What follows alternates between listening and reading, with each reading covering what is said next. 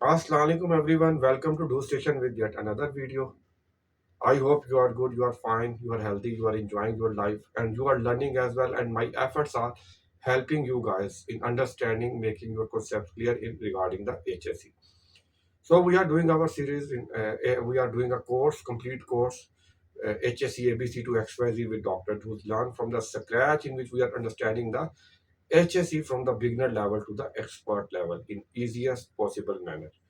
So in this, we are covering the currently series on the fundamentals concepts in HSE, which are very important to have a good understanding. That today will be the last video for these concepts. So today we will cover basically the what hierarchy of the control, very important concept in HSE. So we will briefly look into that. We will understand it and see look at the characteristics of it. And then the second one, what is the organization's safety culture and what is the behavior of a worker and what is the behavioral safety. So very important concepts that we will understand.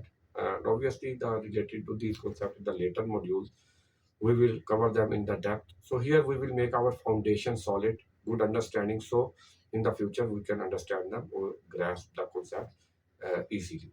So before we move to the video, our session, any suggestions, any feedback you can share with me. Obviously, I will try to add them or address them as well. So let's move to the topic and start it. Welcome to HSE ABC to XYZ with Dr. Duzlan from the scratch. We are covering understanding the HSE from the beginner to expert level in the easy manner. We were currently we are covering our series on fundamental concepts in HSE, and this will be the 12th part, last one for this concept. Introduction. We know that these fundamental concepts are very essential for the solid foundation of the HSE. So, if we have a good understanding of these concepts, obviously, then we can make sure that our practices are more effective, more productive, and our role in our HSE, implementing the HSE in our organization, will be more effective. So today's the fundamental concepts are hierarchy of the control. We will define them briefly. Then safety culture and behavioral safety. So basically, these are very important terminologies we will understand in the brief manner here. In the next upcoming modules, obviously, we will understand them in the depth. So let's start them. So first, hierarchy of control. What is it? Basically, it is related to the last video in which we understood the key principles of the risk assessment.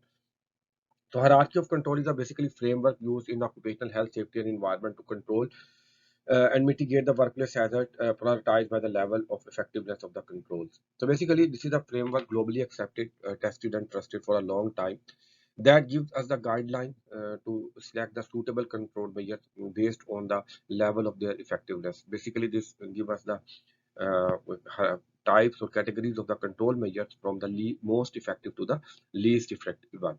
So we can make sure that our controls are controlled in effective manner. So let's say what are the categories.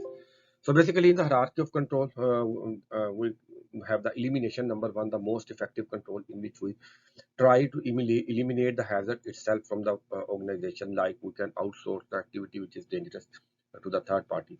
Then the second priority control measure is a reduction or substitution, in which we substitute or replace a hazardous thing with something less hazardous, less like the chemical or paint which is irritant. So we can get a use some safer paint which is more safer than the. Then third category or the third level of the control as per the effectiveness is the engineering controls. Basically, these are the physical barriers between the hazard and the one who may be exposed, like guards, safety guards, then other ventilation systems. So these are the things basically which physically become a barrier between a person who may be exposed and the hazard itself. Then the fourth one, as a level of the effectiveness, are the administrative or procedural controls. Basically, increase the competency, awareness, and enforce, develop safe behavior like training. So basically, these control measures are administrative control. They focus on the amending the behavior first. That we develop and implement the safe procedures, methods, and things like that, like PTW systems, and then we train the people and we increase their skill levels, and then we try to enforce them, and we try to amend their behavior in the safe manner, so they effectively adopt these control measures. And the last one, the least effective, that is considered least effective, is the basically the personal protective equipment.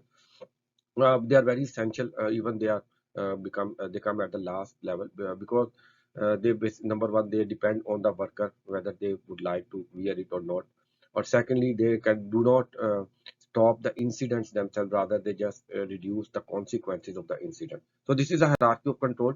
In the later section we will understand this in the depth. So next, a very important concept is safety culture. What is safety culture?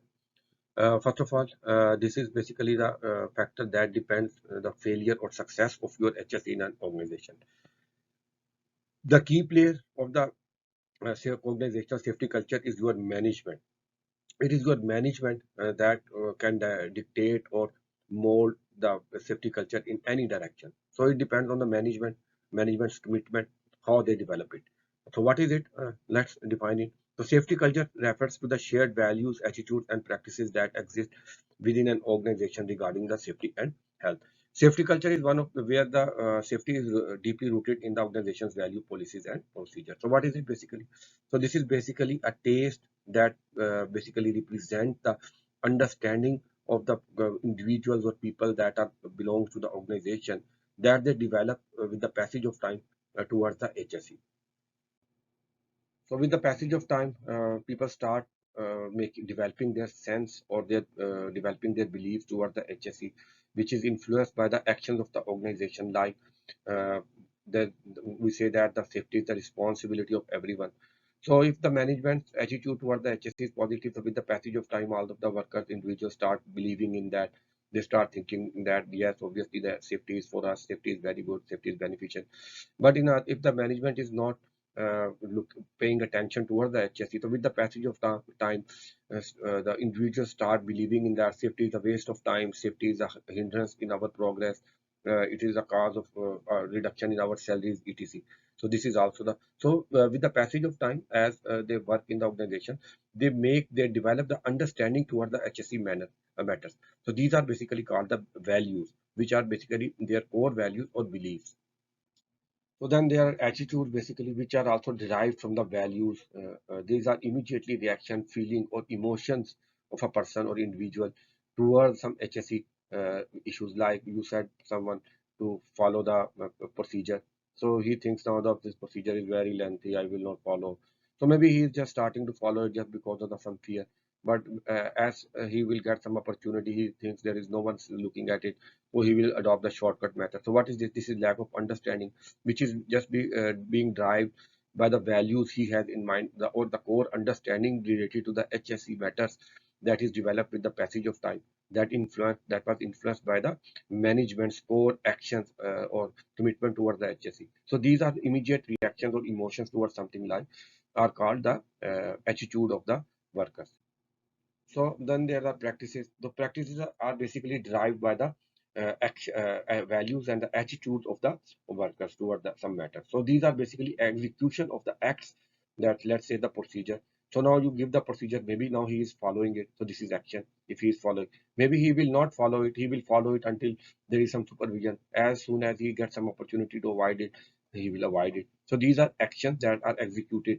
Similarly, you tell the people worker, you encourage them to report the incidents. So if any incident happen or near miss happen, they report it. This is action execution.